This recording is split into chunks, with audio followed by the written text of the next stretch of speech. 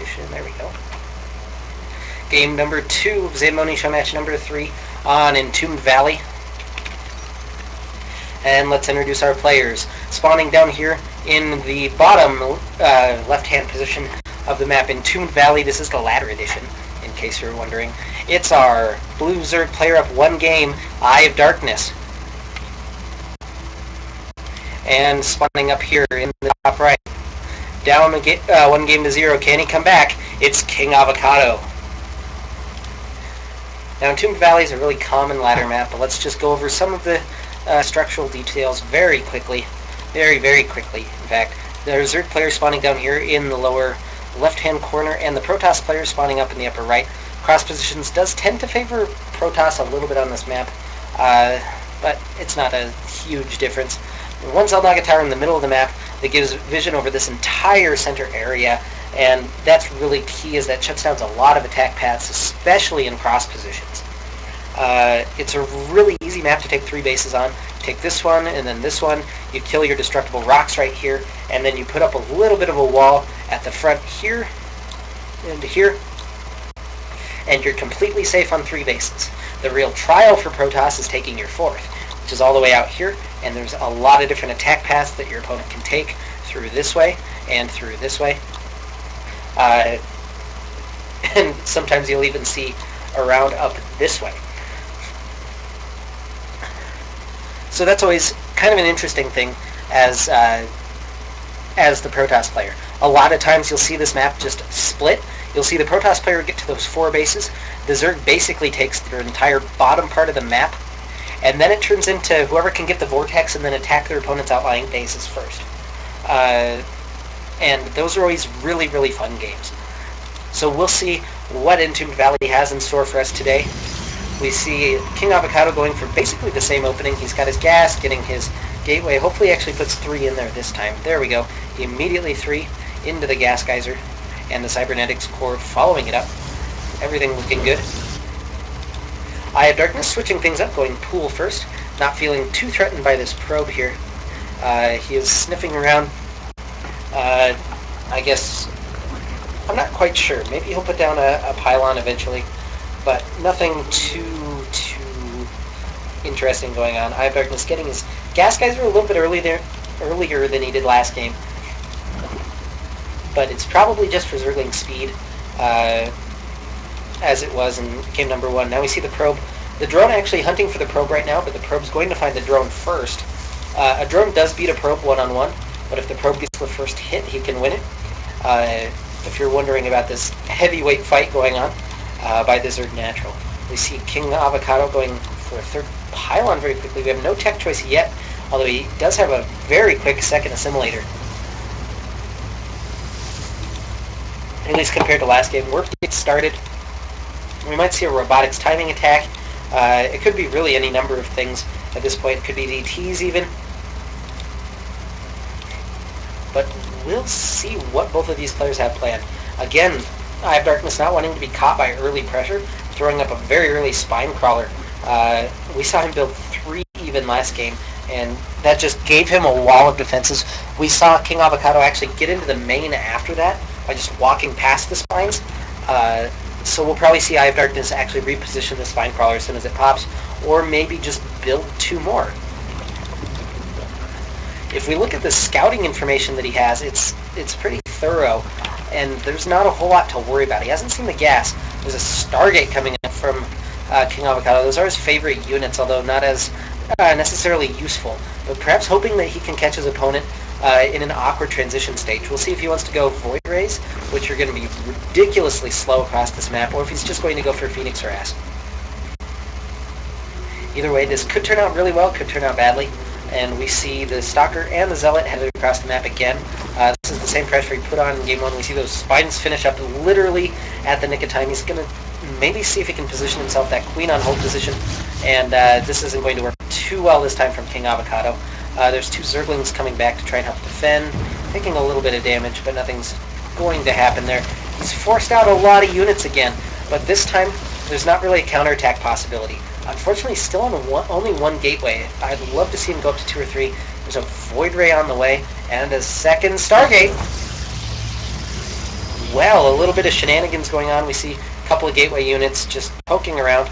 I don't think 2 Stalkers and a Zealot can quite take on that number of Zerglings, and Eye of Darkness devoting his resource to Spine Crawlers. We see there's no Evolution Chamber. There's nothing that'll defend Void Ray attack, and especially not double Stargate. So this could catch Eye of Darkness completely by surprise and just win him the game. Now the lair started up. This is a really good decision. He's got so many Zerglings now headed across the map, maybe to try and do a little bit of damage. There aren't very many ground units here, as we've said. There are going to be 1, maybe 2 Void Rays, which will eventually clean it up. It looks like Eye of Darkness really just checking around for pylons. This is big worry. There's a Forge on the way. I love the choice of the Forge, as well as the second gateway, finally. But the Forge will allow him to make a couple of cannons, which you can just wall off here at the front, wall off over here at the third, as I said during the map intro. And, yeah. Now, Phoenixes do up for Kingavocado. Those produce much faster than Void Rays, and unfortunately, I think he might have missed his timing a little bit. There's still not really too much to be done. There's no Evolution Chamber, but the lair is done, which means that he can make those... he can make Mutas, he can make Hydras, which will be a little bit safer for him. We do see the Zerglings are going to try and come in here for an attack. There's only 4 units. This might end the game. Or this number of Zerglings might do a lot of damage. I don't think it'll end the game again. Not quite like it did last game. Stalker's trying to shoot everything. He's going to lose a lot of probes again. And the defense is just not airtight for the Protoss player. At least against Zerglings. This time, really paranoid. He's keeping that Zealot up on hold position at the top of the ramp. Zerglings engaging on him. That's not going to work too well. In come the air units, though. There's 2 Void Rays, 2 Phoenixes, but he had wind of it, and 4 Spore Crawlers coming down at the front. There's a 5th. This isn't the best map for air units anyway. Now lifting up the Queen, that'll at least limit the larva production of the Zerg, but this is not going so well for our Protoss player. Now depowering a gateway in the Forge. These Zerglings will eventually be cleaned up. He's trying to run into the main, but that Stalker is well positioned. And Kingavocado's held. Back here he's been completely deflected. He needs to be careful, though, taking a lot of damage onto one of those Void Rays, but he does get it away. And now this threat is imminent the rest of the game. And there goes the rest of the Zerglings. Kingavocado comes out with a supply lead, which is really weird. So he's got 32 probes to 45 drones, though, which is less than ideal. Usually we want to be about equal economically.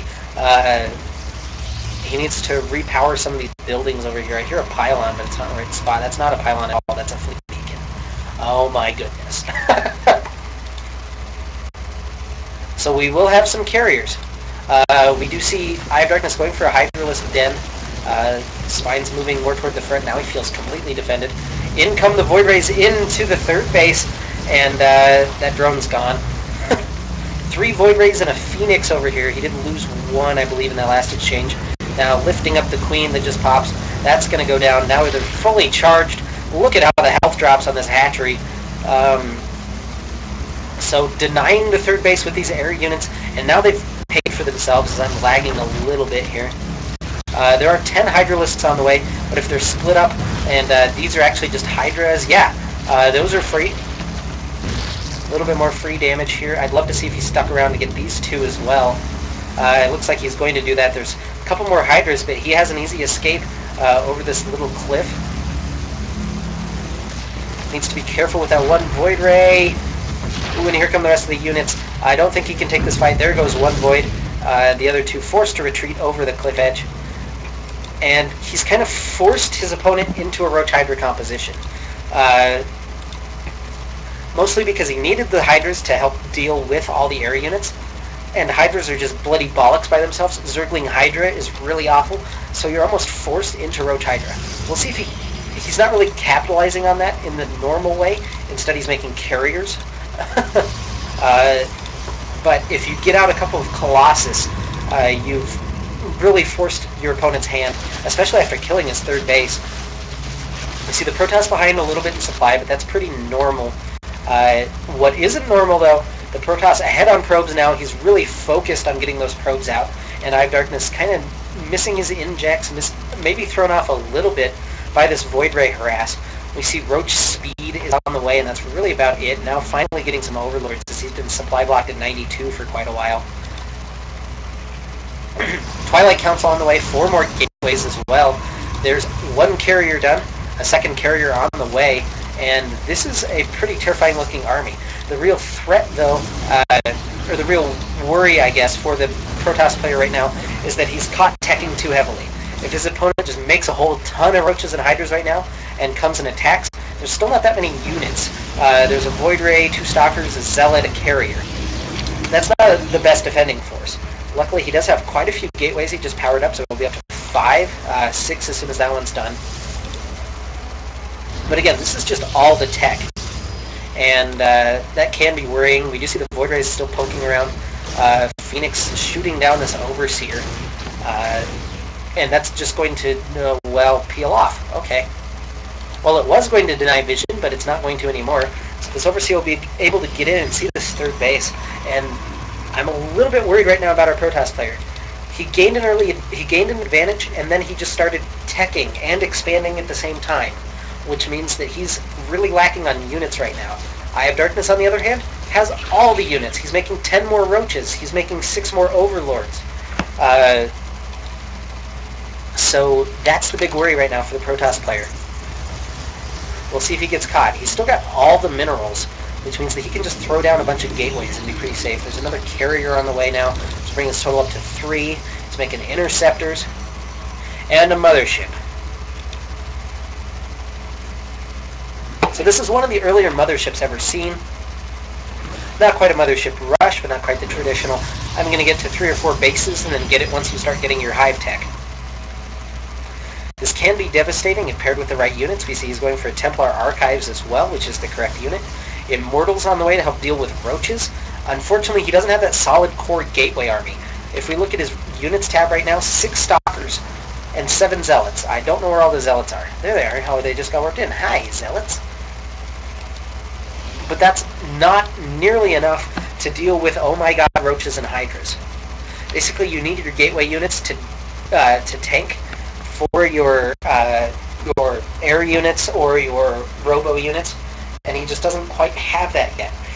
But if this game lasts much longer, he will. Now, this Nidus network is done. If we look at the map vision, there really isn't any. It looks like this Overseer is kind of his hope. Excuse me, Destructible Rocks. This Overseer is kind of his hope to get that map vision as he heads across the map. And here comes some pylons, so this will be spotted if he's paying attention. There's the Nidus Worm immediately. It's taking damage from the cannon. This is a race between the cannon and the Nidus Worm, and I believe the cannon wins that fight every time. Beautifully done, but he can hide one up here. Ooh, this is a little bit costly. Did he notice? Oh, he still hasn't noticed. The Nidus Worm is going to complete, and that might... Ooh, Mothership out. There's the Nidus Worm.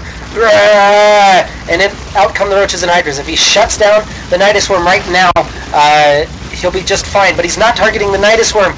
Instead, he's targeting down the Roaches and Hydras, and all of them are just spilling out into his base. All the units now finally coming up to respond. The carriers and the Mothership doing a good job.